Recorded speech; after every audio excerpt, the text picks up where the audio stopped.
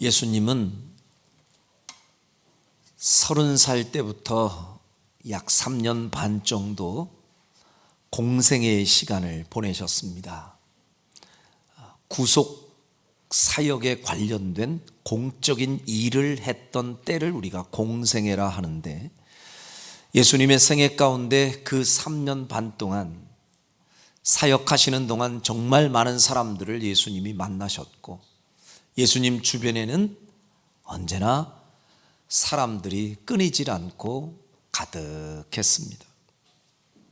그 많은 예수님 주변에 있었던 사람들 가운데에는 유난히 예수님의 마음을 괴롭게 하고 슬프게 했던 사람들도 적지 않았습니다. 예를 들면 당시 유대 종교 지도자들이라고 일컫는 사람들, 바리새인들, 이런 사람들은 예수님의 마음을 상당히 아프게 했던 사람들, 그리고 괴롭게 했던 사람들이었고요. 또 오늘 본문에 등장하는 예수님의 제자 가운데 가롯 유다 역시 예수님의 마음을 많이 괴롭게 했던 사람이었습니다. 오늘 본문 21절에 잠깐 그 내용이 언급되는데요, 확인해 보고 갈까요? 자, 시작. 예수께서 이 말씀을 하시고 심령이 괴로워 증언하여 이르시되, 내가 진실로 진실로 너희에게 이르노니 너희 중 하나가 나를 팔리라 하시니. 가룟 유다를 염두하고 예수님이 말씀하신 거죠. 근데 예수님의 마음 상태가 어떠세요? 심령이 괴로우세요. 심령이 괴로운 상태에서 이 말씀을 하셨어요. 그러니까 그 가룟 유다가 예수님의 마음을 엄청 아프게 하고 괴롭게 한 건 맞아요. 말씀드렸듯 이런 제자가 있었고, 또 예수님 주변에 종교 지도자들이라고 하는 사람들 역시 예수님의 마음을 많이 아프게 했습니다. 그런가 하면 반대로 예수님께 큰 기쁨과 감동을 선물했던 사람들도 적지 않습니다. 성경의 곳곳에 그 예수님의 마음을 흡족하게 했던 사람들의 이야기가 많이 언급되는데요, 제가 예를 든다면 성경에 나와 있는 인물들 가운데에 제가 이렇게 소개하면 아 하고 여러분이 이해를 할 것 같아요. 첫 번째, 백부장의 믿음. 자기 하인이 병들어 죽게 되었는데 100명을 하인으로 두고 수하로 두고 이렇게 지도하던 지도자예요. 근데 이 사람이 자기 하인의 병을 고치고자 백방으로 노력했지만 방법이 없었을 때 예수님께 찾아가죠. 도움을 요청합니다. 그때 예수님이 알았다, 가자, 내가 너희 집에 가서 그 하인을 고쳐주마 하고 가려 할 때 이 백부장이 예수님께 표현하죠. 주님, 저도 수하에 여러 군사를 이끌고 있는 장군입니다. 저는 이 하인들에게 가라 하면 가고 오라 하면 오고, 저 같은 사람도 이렇게 명령 한마디면 다 움직이는데 예수님이 굳이 저희 집까지 번거롭게 가실 일 없고 여기서 말씀하셔도 충분히 기적이 일어날 줄 압니다. 예수님이 그 말씀 듣고 크게 감동하셨어요. 그리고 내가 이만한 믿음을 본 적이 없다. 그 백부장의 믿음이 주님의 마음을 감동시켰어요. 그런가 하면 예수님의 마음을 크게 또 감동시켰던 한 여인, 마리아 기억하시죠? 예수님 어머니 마리아 말고 막달라 마리아. 이 여인은 예수님께 큰 은혜를 입었던 여인이었는데, 어느 날 향유옥합, 비싼 향유옥합을 가지고 가서 그걸 깨뜨려 예수님 머리에도 예수님 발에도 그걸 발라드려요. 엄청나게 비싼 거였습니다. 제자들이 그걸 보고 눈이 휘둥그레져 가지고, 아니 저 비싼 것을 왜 한순간에 깨뜨려서 허비하는가? 저거 갖다 팔아가지고 가난한 자들한테 나눠줬으면 더 좋았을 것을 하면서 다 한마디씩 하는데 예수님은 달랐어요. 가만두어라. 저 여인이 내게 좋은 일을 하는도다 하고 크게 흡족해 하시면서 복음이 증거되는 곳에 이 여인의 일도 함께 언급하여라 라고 할 정도로 예수님의 마음에 큰 감동을 드렸던 사건, 마리아의 헌신이에요. 그런가 하면 어느 날 예수님이 많은 사람들이 하나님 앞에 헌금하는 장면을 같이 보시던 때가 있었어요. 이렇게 유심히 살피는데 딱 예수님의 눈에 들어왔던 여인이 있습니다. 성경에는 과부였어요. 과부의 두 렙돈 기억하실 거예요. 그 여인이 하나님 앞에 드린 헌금은 아주 작은 액수였습니다. 두 렙돈은 사실 웬만큼 돈 있는 사람들이 바라볼 때는 우습게 여겨질 돈이었어요. 그런데 그 두 렙돈을 하나님 앞에 드리는 순간 예수님이 그 모습을 보시더니 공개적으로 그 여인을 칭찬합니다. 저 여인은 가난한 중에도 자기의 마음을 담은 전부를 드림과 같이 저걸 드렸다. 그 과부의 두 렙돈은 예수님의 마음을 크게 감동시키기에 충분했던 헌금이었어요. 그런가 하면 또 예수님의 마음을 흡족하게 했던 대표적인 사람, 베드로.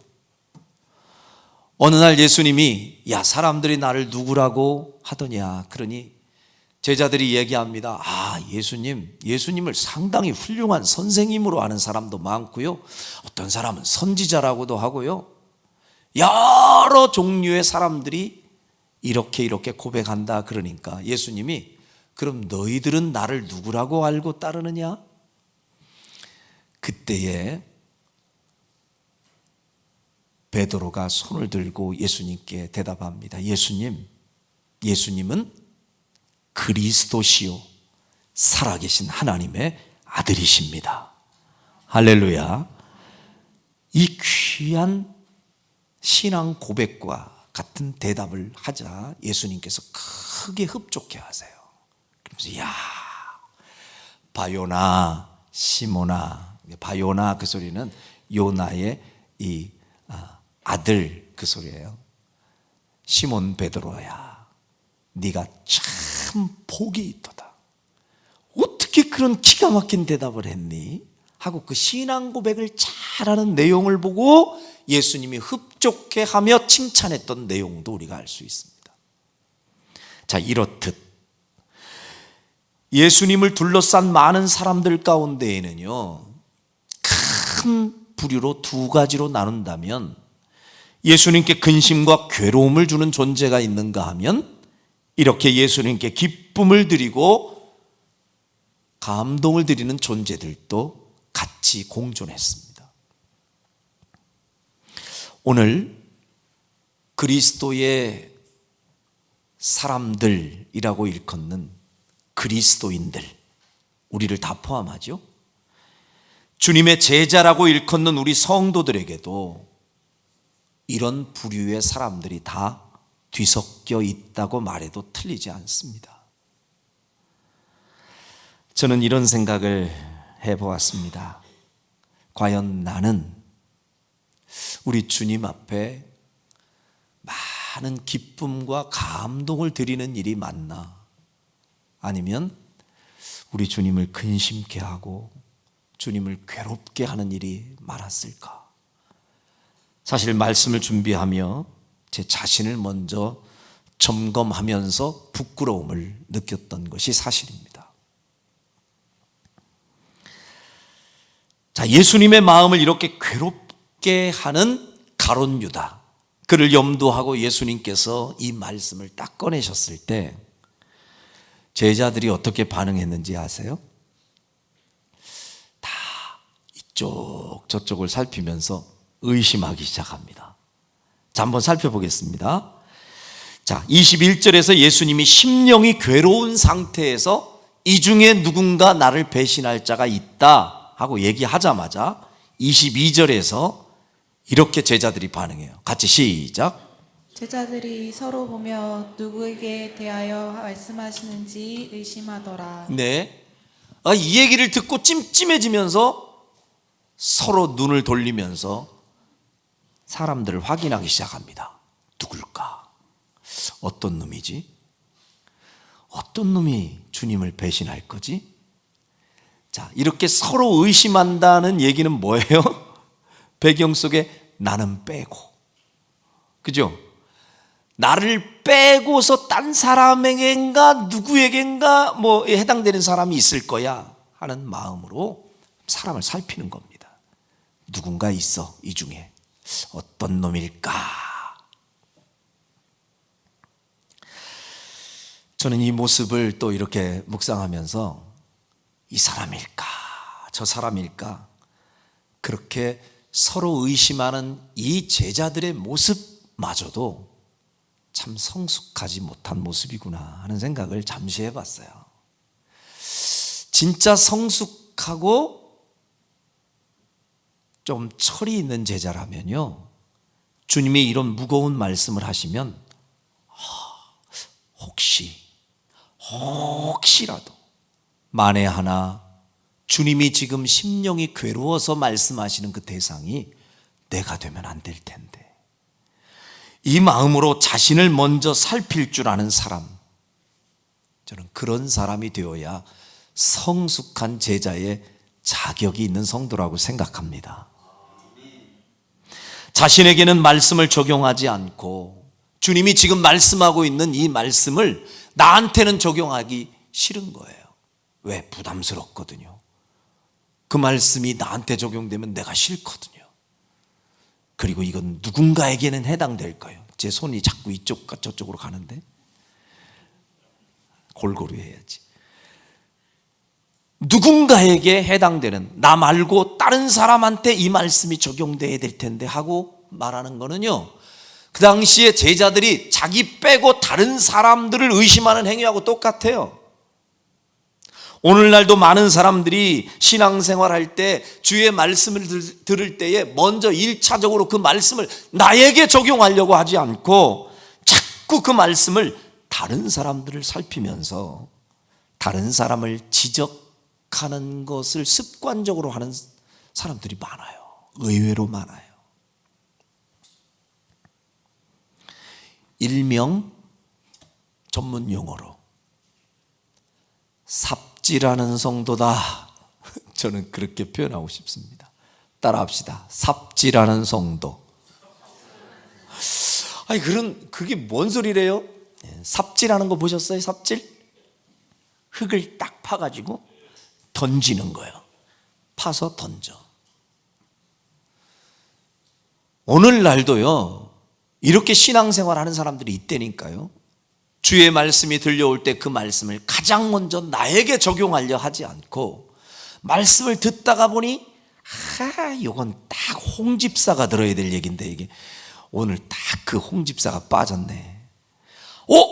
저 말씀 딱 박집사 건데 저거 오늘 딱 안 나왔네. 그러면서 말씀 들으면 이건 홍집사 거 받아라, 최집사 받아라. 계속 평생을 삽질만 하다가 끝내는, 자기한테는 말씀을 적용 안 해요. 그리고 누군가에게 다 패스해버리는 성숙한 성도의 모습이 아닙니다. 어떤 말씀이 들려오든 그 말씀은 나를 향한 말씀으로 받아들이고, 설령 그 당시에 예수님이 심령이 괴로워하신 말씀은 가룟 유다를 두고 하신 말씀일지라도 말씀을 대하는 우리의 자세는 저 말씀은 나를 향하고 있다는 생각으로 나를 살펴야 되는 거예요. 나에게 먼저 적용해야 된다고요. 그래야 성숙한 사람이 됩니다. 오늘 이 말씀을 듣는 제자들 가운데 가장 궁금증이 컸던 사람이 누구냐? 시몬 베드로예요. 베드로는 이게 너무 궁금해서 미치겠는 거예요. 그래서 이 사실을 묻고 싶어요. 근데 정작 예수님께 묻지는 못하고 누구에게 신호를 보내느냐, 이따가 잠깐 언급할 사람인데 요한에게 머릿짓을 하면서 신호를 보내요. 그거 누군지 좀 알려달라고. 자, 보세요. 24절입니다. 24절 같이 시작. 시몬 베드로가 머릿짓을 하여 말하되 자가 누구인지 말하라 하니 예수님이 꼬집어서 그게 가룟 유다다 이렇게 얘기를 안 하니까 다 궁금해요. 지금 서로 의심을 하고 눈치 게임을 하고 있는데 베드로가 지금 궁금해요. 궁금하면 지가 묻든지. 근데 묻지도 못해. 그런데 궁금해. 알고 싶어. 그래서 예수님 곁에 있는 이 요한에게 머릿짓을 해요. 제가 흉내 내볼게요. 딱 이거예요. 눈 깜짝깜짝하면서 예수님한테 빨리 물어봐 누군지. 이렇게 머릿짓을 하는 거예요. 그러면서 그게 누굴까 궁금해하며 의심하고 있습니다. 저는 이제 베드로에게 집중해서 한번 생각해 보세요. 베드로가 지금 이 시간에 그게 누굴까 하고 막 머릿짓하면서 이 사람일까 저 사람일까 살피는 그 시간에 차라리 베드로가 진지하게 주님이 말씀하시는 걸 보니 누군가가 있긴 있는데 진짜 그게 내가 되면 안 되는데, 그런 마음으로 그런 사람 되지 않기 위해서 또 한 번 결심하고 또 한 번 다짐하는 시간을 차라리 갖는 성숙함이 있었더라면 베드로가요 38절에 해당되는 사람이 아니었을 거예요.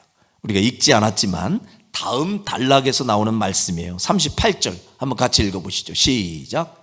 예수께서 대답하시되 내가 나를 위하여 내 목숨을 버리겠느냐. 내가 진실로 진실로 내게 이르노니 닭 울기 전에 내가 3번 나를 부인하리라. 아주 유명한 말씀이죠. 예수님 다른 사람이 다 주님을 떠날지라도 나는 목숨을 버릴지언정 주님은 안 떠납니다. 호언장담하는 베드로를 향해 예수님이 오늘 밤, 이게 마지막 날 밤이거든요. 새벽닭 울기 전에 네가 나를 3번이나 부인할 거야. 결국은 그렇게 부인했죠. 조금 전 우리가 예수님이 가룟 유다를 두고 심령이 괴로운 상태에서 말씀하실 때 그 가룟 유다도 예수님을 은삼십냥에 팔아버리는 배신을 했지만 엄밀히 따지면 베드로도 자유할 수 없는 사람이에요. 주님을 괴롭게 한 그 주인공 가운데에 베드로도 자유하지 못해요. 그러니까 다시 이제 되돌려 볼게요. 차라리 그 전에 가룟 유다를 두고 예수님이 이 진지하게 마음이 괴로워서 얘기하실 때 베드로가 나 그런 사람 되면 안 되는데, 아니 내가 주님을 팔고 주님을 부인하고 나 그런 일은 절대 나한테 있으면 안 되는데, 차라리 그런 다짐을 하고 그런 결심을 하는 시간으로 보냈으면 어땠을까. 딴 사람 의심이나 하고 삽질이나 하고 저 사람일까 이 사람일까 그 판단하고 그 말씀을 자기에게 적용하지 못하더니 결국 베드로도 예수님을 부정하고 부인하는 사람 되더라니까요. 저는 여러분과 제가 주의 말씀을 들을 때 설령 나는 그 말씀이 해당이 안 되고 다른 최 집사한테 해당되는 말씀이요 홍 집사한테 해당되는 말씀일지라도 여러분의 머릿속에는 100% 이 말씀은 내 말씀이다. 오늘 주님이 나를 향하여서 말씀하시는 내 말씀이다. 이렇게 액면 그대로 여러분을 그 말씀 앞에 세우기를 주의 이름으로 축원합니다. 그래야 성숙한 제자가 되는 겁니다. 자, 요 말씀은 이제 한 단락 지어놓고요. 제가 오늘 드리고 싶은 말씀의 이제 포커스는 다른 쪽이에요. 자, 말씀드렸습니다. 예수님 주변에 많은 사람들이 있었는데 어떤 사람들은 예수님께 끊임없이 근심과 괴로움을 주는 사람이 있고, 어떤 존재들은 예수님께 기쁨과 감동을 주는 특별한 존재들도 있었어요. 그런데 여기 유독 이 단어 하나가 상당히 우리를 주목하게 하는 구절이 있어요. 한번 보실게요. 자, 23절 한 번만 다시 읽습니다. 23절 시작. 예수의 제자 중 하나 곧 그가 사랑하시는 자가 예수의 품에 의지하여 누웠는지라. 자, 예수님의 12제자 중에 하나, 지금 누군가를 언급하고 있어요. 그 중에 그가 사랑하시는 자가 라고 표현합니다. 이름은 나오지 않았지만 이 사람이 누굴까요? 요한입니다. 요한복음에 등장하는 많은 사랑하시는 자, 예수님이 친히 사랑하시는 자라고 일컫는 사람은 요한이에요. 근데 이 장면을 여러분에게 이제 소개해 드리려고요. 예수의 제자 중 한 사람, 이 요한이 예수님의 품에 의지하여 뭐 했대요? 누웠는지라. 그 배경을 지금 설명해 주고 있어요. 그럼 언뜻 생각하면 우리 한국적인 문화로 생각하면 침대에서 나란히 이렇게 누워있는 것처럼 생각이 드는데 그가 아니고, 이 당시는 지금 식사하는 장면이에요. 식사를 나누는데 왜 누워서 먹지? 근데 유대인들의 풍습을 알면 이게 이해가 돼요. 유대인들은 이렇게 비스듬히 누워가지고 빵을 이렇게 이제 팔을 걸치고서 비스듬히 누워가지고 이렇게 빵을 먹기도 했어요. 사진 있나요 혹시? 딱 요 장면입니다. 딱 보이죠? 이렇게 비스듬히 한 발 걸치고 한 팔 걸치고 비스듬히 누워서. 혹시 여러분들이 자녀들하고 함께 식사하는데 자녀들이 비스듬히 누워서 자세가 흐트러져서 밥 먹더라도 혼내지 않길 바랍니다. 똑바로 앉아, 똑바로. 저는 어린 시절에 많이 혼났어요. 밥상에서 밥상머리 예절 잘 지키라고. 이놈 자식 어디서 다리를 뻗어 똑바로 앉아.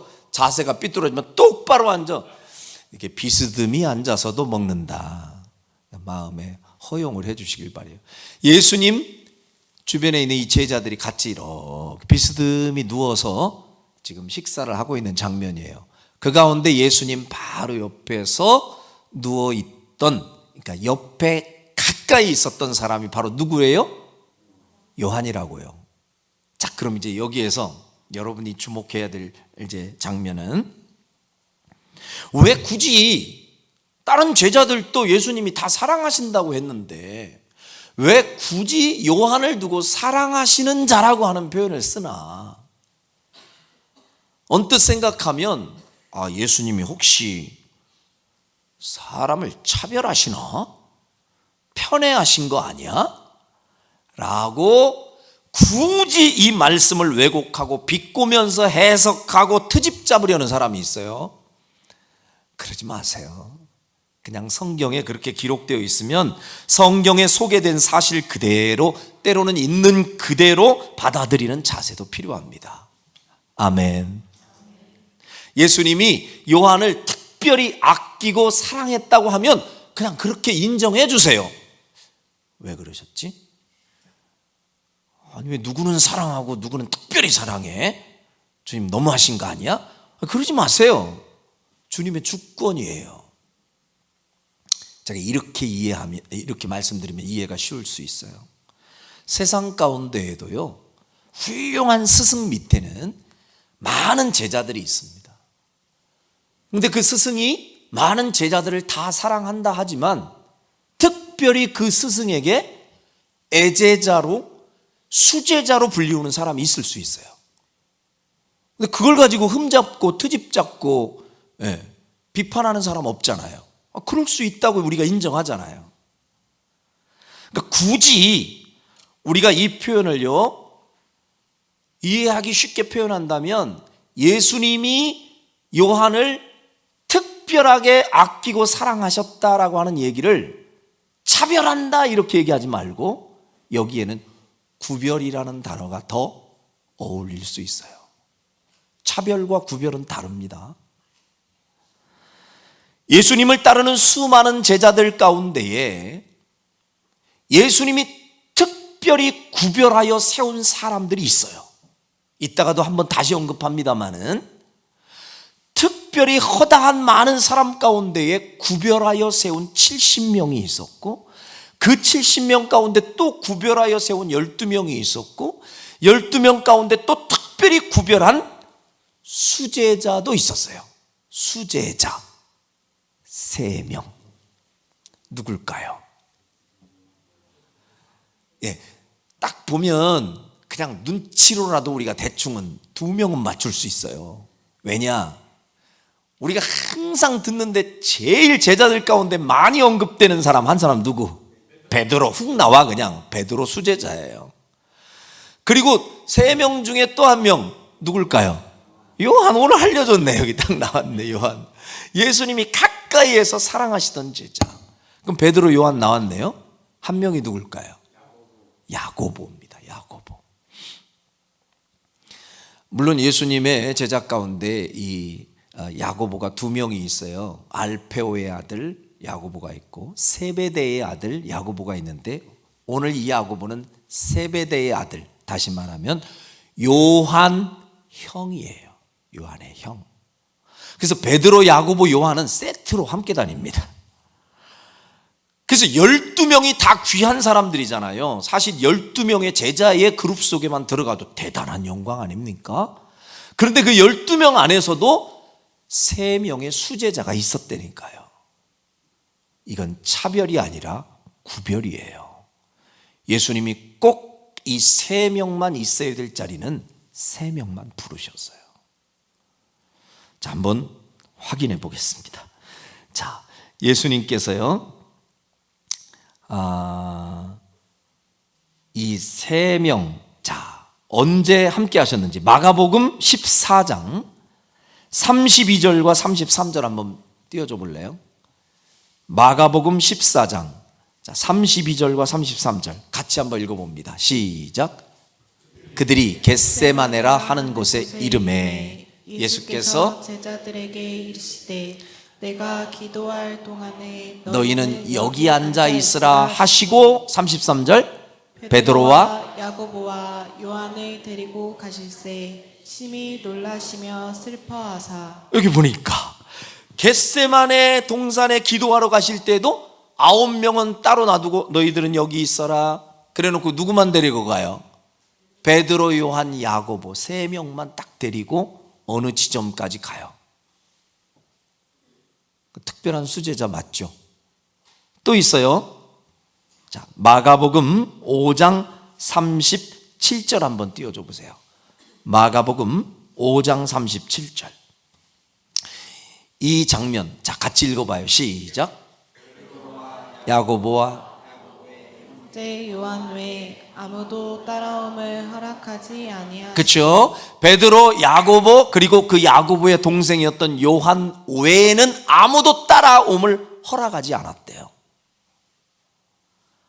이 장면은 회당장 야이로라고 하는 사람의 딸이 거의 죽게 되었어요. 아니 이미 숨이 넘어갔다 그래요.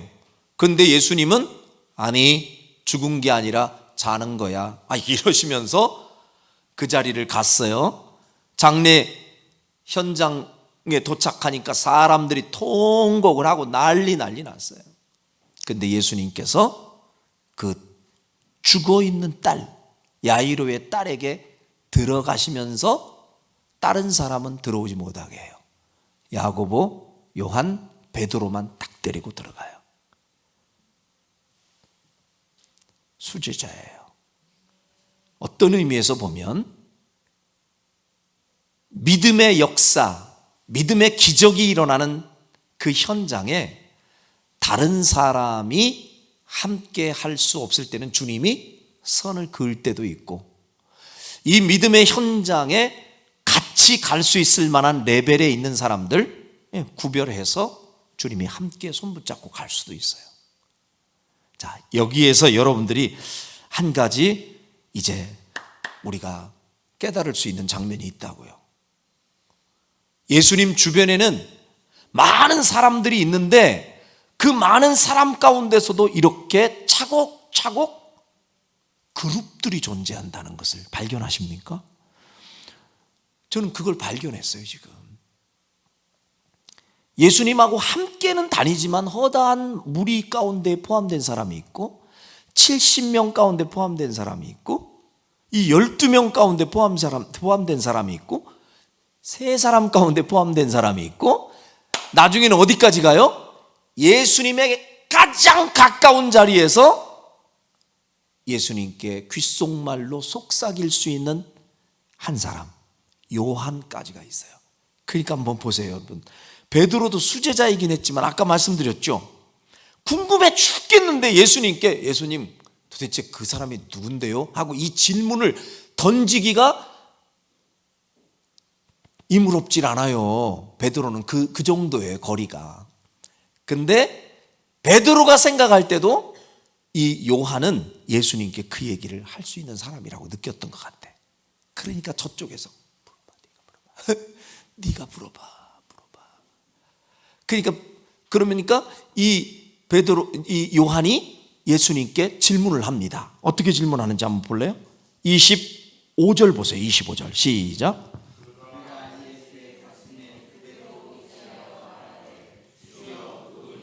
이 요한이 그러는 거죠.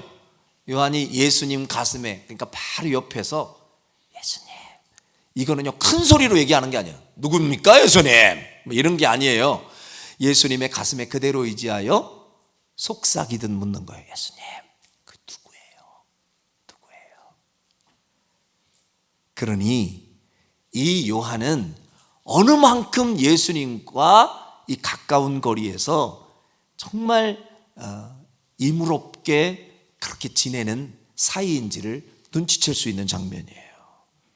그러니까 예수님이 다른 제자들 다 사랑했지만 그 가운데서 이렇게 가까이에서 속삭이듯 이야기를 주고받을 수 있는 대상 누구라고요? 요한. 그러니까 제가 제 아들을 요한이라고 이름 줬다니까요. 이 세상에서 예수님께 제일 사랑을 받을 수 있는 사람이 누굴까? 따져보니 요한이더라고요. 그냥 요한이라고 얘기했지. 우리가 이걸 질투의 대상 뭐 이런 게 아니라 신기하네. 예수님의 제자들 가운데서도 굳이 그룹을 나눈다면 이건 우리가 나눈 거지만 분명히 이게 존재하네. 있어요. 그래서 이제 정리해 보면요, 성경에 나와 있는 내용들을 근거로 예수님 주변에 있는 사람들을 큰 그룹으로 2개로 나누면 첫 번째, 예수님을 괴롭게 했던 무리들 한 그룹. 두 번째, 예수님을 좋아하며 헌신하며 따랐던 그룹. 그런데 이 그룹 가운데에서도 또 여러 그룹이 존재한다는 거예요. 예수님을 따르긴 따르는데 다양한 모습으로 따른다고요. 첫 번째, 누가복음 14장 25절에 보니, 자, 시작. 수많은 무리가 함께 갈새 예수께서 돌이키자 이르시되. 자, 여기에서는 사람의 숫자를 의미하지 않죠. 많은 무리예요. 그냥 허다한 무리. 옛날 성경에는 허다한 군중, 수많은 무리가 지금 예수님과 함께 가고 있어요. 이것도 거룩한 무리죠. 거룩한 무리예요. 예수님과 함께 가니까 나쁜 거 아니에요. 예수님과 함께 가고 있어요. 그러니까 이 세상의 사람들, 그리스도인들 가운데는 이렇게 예수님과 함께 가는 허다한 많은 무리 중에 한 그룹이 있을 수 있어요. 그런데 예수님과 함께하는 사람들에게는 이 허다한 무리만 있는 게 아니에요. 그 가운데 구별하여 주님이 특별하게 세운 그룹이 있어요. 자, 사도행전 1장 14절과 15절을 같이 읽어봅니다. 사도행전 1장 14절 15절. 자, 시작.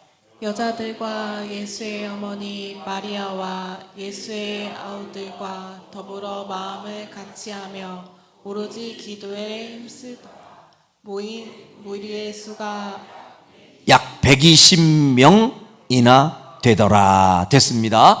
지금 예수님과 가까이 지냈던 사람들과 더불어 함께 기도하던 성령님이 오실 때까지 마가의 다락방에서 기도하던 사람들의 수를 얘기하는 거예요. 몇 명? 120명이 언급이 돼요. 여기에 있는 120명과 그 마가의 다락방 밖에 있는 다른 사람하고 달라요, 여러분. 달라요. 분명히 달라요. 그 안에 있는 이 120명의 무리 속에 들어갔다는 건 대단한 영광이에요. 성령의 오심을 경험한 사람들이니까요. 그런가 하면 또 좁혀 들어가면 또 다른 의미 있는 숫자가 있어요. 예수님과 함께 했던 무리 가운데 또 특별한 의미가 있는 숫자 70명입니다. 70명. 이 사람들은 누군가? 누가복음 10장 1절. 누가복음 10장 1절. 전도사님들이 이게 제대로 안 해놨구나. 이거. 시작. 그 후에 주께서 따로 70인을 세우사 친히 가시려는 각 동네와 각 지역으로 둘씩 앞서 보내시며, 이 얘기는요, 예수님을 따르는 허다한 무리 가운데에서 70명을 구별하여 세우신 거예요. 특별히 세우신 거예요. 뭐 하려고? 전도하려고. 전도할 때 이 70명을 따로 세우셨어요.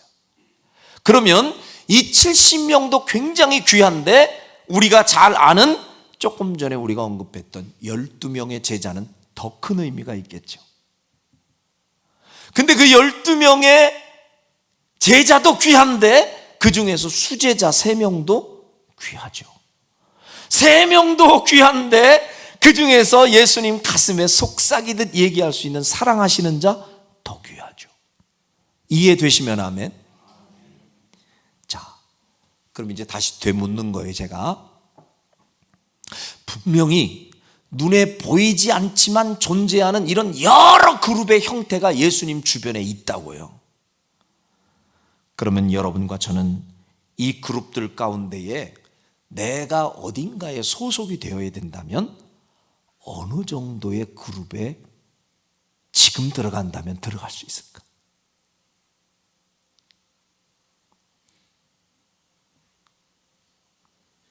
혹시라도 내가 예수님이 좋아서 따라는 가지만 허다한 무리 가운데에 끼어서 먼 발치에서 예수님을 구경하듯이 그렇게 주님을 소극적으로 부담 없이 따르는 그 그룹의 멤버는 아닌가? 이 그룹은요, 나쁜 그룹이 아니에요. 그렇죠? 예수님을 공격하는 나쁜 사람들에 비하면 예수님이 좋아서 따르는 이 허다한 무리는 거룩한 무리예요. 나쁜 사람들 아니에요. 근데 그 그룹에 속해서 가는 사람이 있고 거기서 구별되어 세워진 70명이 있고 또 더 구별되면 12명이 있고 더 구별되면 3명이 있고 이렇게 다 나눠지는데 우리는 부담 없는 게 좋아. 딱 거기 여기 허다한 무리 여기 딱 좋은데 여기. 왜냐하면 거기에 속해 있으면 혼날 일이 별로 없거든. 책임질 일도 별로 없거든요. 부담 없이 따를 수 있는 자리거든. 그래서 오늘날의 크리스찬들 가운데에서도 이 자리를 원하는 사람이 많아요. 딱 좋거든. 안 따르는 것도 아니고 멀찌감치서 구경하다가 스스로 내 거리를 측정하는 거예요. 오병이어의 기적이 딱 나타나서 막 따끈따끈한 빵을 막 주님이 막 기도해서 나눠주는데 너무 좋아. 이런 거는 앞에로 가야 돼. 달려가! 앞에 가서 빵 얻어먹어. 근데 어느 날은 좀 헌신을 요구하는 데가 있어. 뒤로 허다한 무리 속에 끼어가지고 부담 없이 자기 스스로가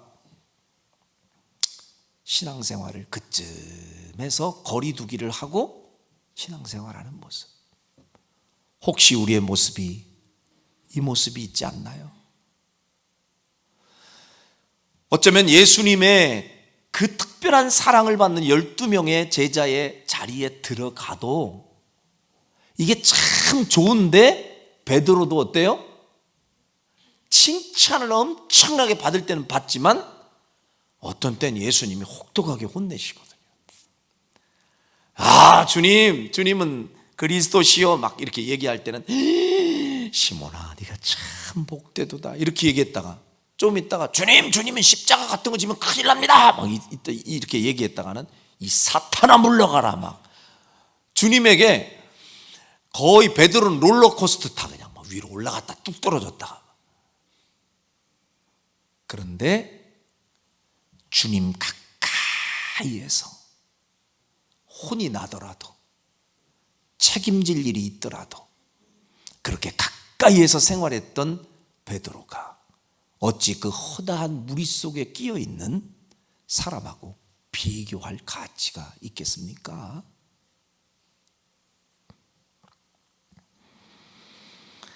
아니, 어쩌면 예전에도 제가 이렇게 보면요 정말 안타까운 분들이 뭐 지금 제가 큰 대형 교회 다니는 사람을 부정하고 뭐 안 됐다 나쁘다 이렇게 얘기하는 건 아니에요. 근데 그 의도가 왜 우리 교회를 오시지? 싫어요.